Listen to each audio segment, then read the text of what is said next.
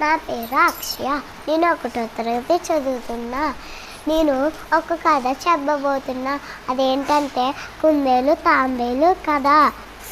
ఒకరోజు తాంబేలుకి ఒక కల వచ్చింది. ఆ కల ఏంటంటే పరుగు పందెం పెట్టుకున్నారు. దాంట్లో తాంబేలు గెలిచింది, కుందేలు ఓడిపోయిందని కల వచ్చింది. ఆ కళ కుందేలుకు చెప్పింది. కుందేలు సరే పరుగు పందెం పెట్టుకుందామా అన్నది. పెట్టుకున్నారు.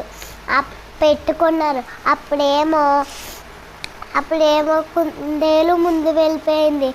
అప్పుడు తాంబేలు రావట్లేదని చెట్టు కింద పడుకుంది. అప్పుడేమో మెల్లగా తాంబేలు వచ్చేసింది. అప్పుడేమో కుందేలు పడుకుందని తాంబేలు మెల్లగా పరిగెత్తుకొని వెళ్ళిపోయింది. అప్పుడేమో తాంబేలు గెలిచింది, కుందేలు ఓడిపోయింది.